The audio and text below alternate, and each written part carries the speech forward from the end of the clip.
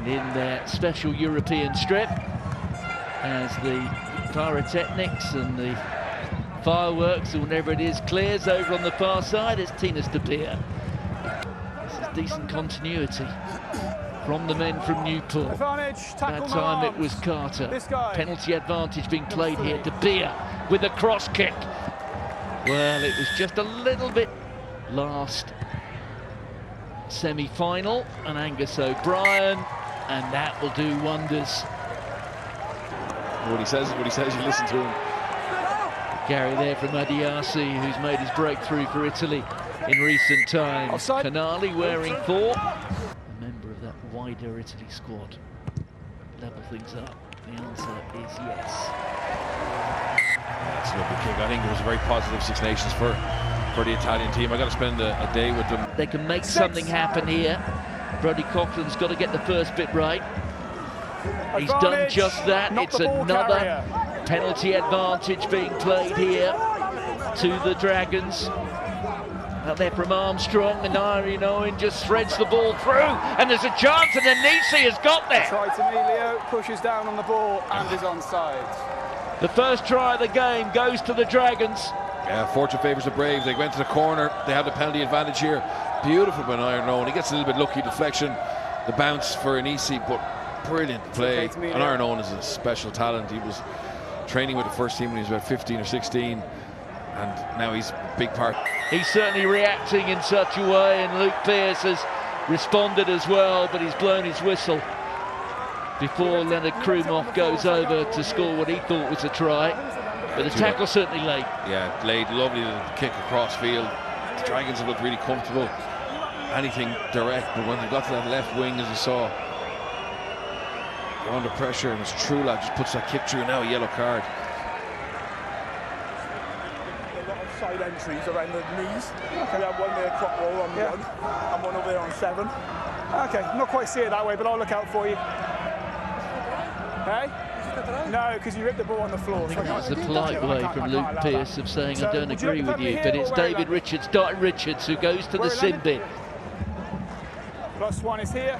10 metres. Carried on again, that time by Krumov. Garcia, he's going to go wide. That was Zenon, and here comes Triller, and it's Triller who gets the score. And Zebre Parma right back in the tie. Yeah, that's a beautiful try. So well constructed. Took that ball down, drove it at the Dragons. The Dragons gave away the penalty. Just played a phase to get organised, and then Jack. A man who never gives less than 100%, Aaron Wainwright. Play on. Well, somehow that still went into the hands of a Dragon. The throw wasn't quite as it should be, but it may well work here for them, and they've got the score.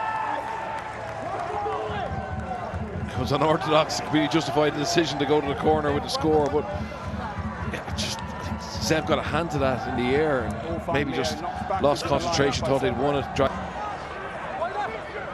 but again, they're looking to go from deep. Oh, yellow card. Probably. Well, Marco Zenon. Can the Dragons hold them out? Mohamed Assa being held up there over the line. The referee's got his arm out, so it's a penalty advantage here. Stabile. Big space. And it's out there, and the try's been scored by Julio Bertaccini. Again, Still 6 minutes to go on the Simbin for Fine Anisi, and Giacomo Darey brings the scores level at 17 points apiece. Stabile getting over the ball, but it's a penalty.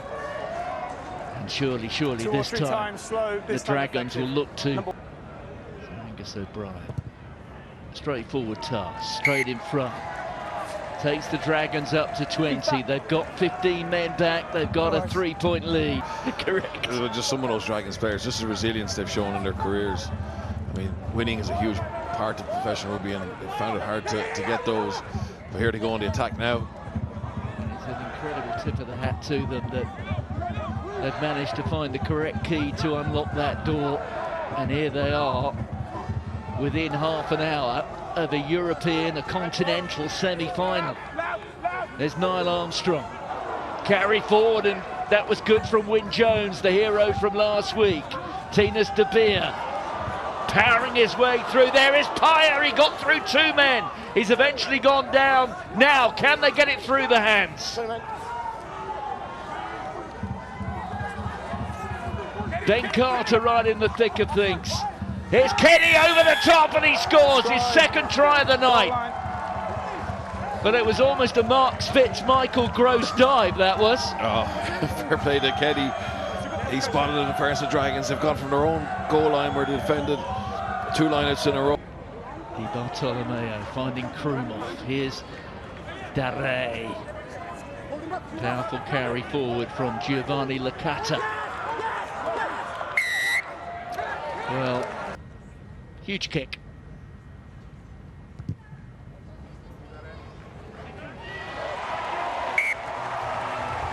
That's absolutely crucial. Looks to have a 10-point lead now. It adds to the pressure here on a perfect execution. There's Elliot D. Elliot D, you can already see, is sensing his way to the line. The advantage is being played here. It's with Elliot D. He's 2 or 3 metres out. He's got his mates and he's over the line. And the Dragons have got the try. That's massive. Totally justified the decision. Fair play to them. As I said, they always have a feel for it. Felt they could take them on at the maul. And no better man than Elliot D at the back of those mauls. Really experienced, really intelligent player. And he just allows his 4-pack up front to find that soft edge. Well, that was a loose pass, and Angus O'Brien just with the half a fly hack onto Rio Dyer. Stop-start Dyer, but he's making good progress inside the last 5 minutes. The Dragons 5 minutes away to more than 2 converted tries. And Angus O'Brien has done it. And now the Dragons fans can really enjoy these last 3 minutes. They are all but there.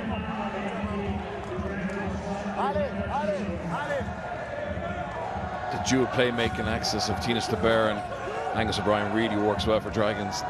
Both really accomplished ball in hand, but also excellent kicking game management, Use composure. it, please. Let's go.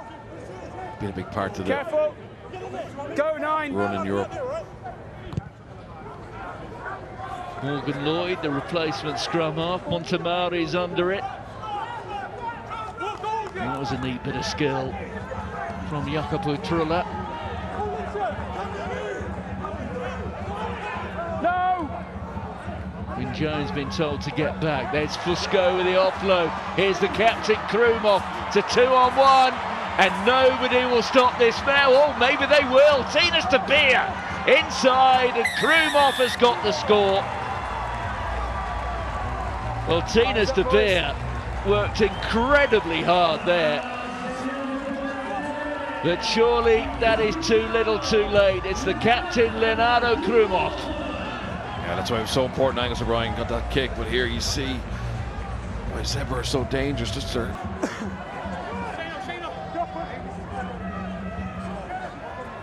Hortenbina, Daré. Tackle!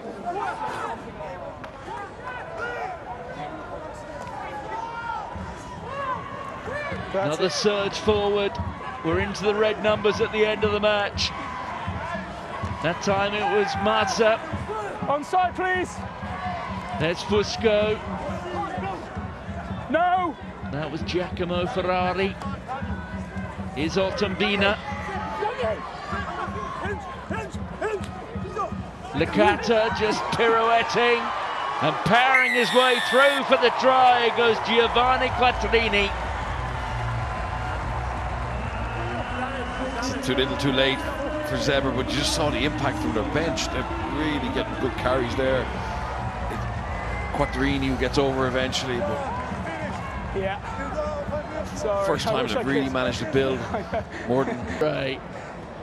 We'll play the final role in this quarter-final. The referee blows his whistle for the end of the final score at the Stadio Lanfranchi. Zebre Parma 32, Dragons 35.